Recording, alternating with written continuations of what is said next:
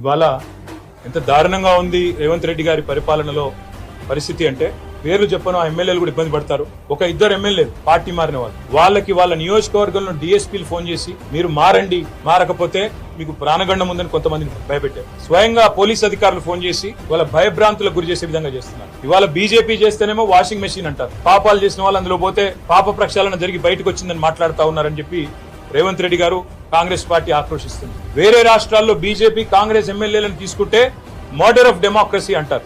కానీ మరి ఇక్కడ మీరు చేస్తున్నది ఏంటి అని వారిని అడిగితే సమాధానం రాదు. కానీ వారు చేస్తున్నది కూడా సేమ్ పని. ఏం చేస్తున్నారు? కొంతమంది మీద కేసులు, విజిలెన్స్ దాడులు. మా రాజశేఖర రెడ్డి గారి బిల్డింగ్ పడగొట్టినారు. మా రాజశేఖర రెడ్డి గారి కాలేజ్ బిల్డింగ్ పడగొడతారు. మల్లారెడ్డి గారి ఆస్తుల మీద పోయి వాటిని ధ్వంసం చేస్తారు. కొంతమందిని డైరెక్ట్ గా మీకు ప్రాణగండం ఉందని భయపెడతారు.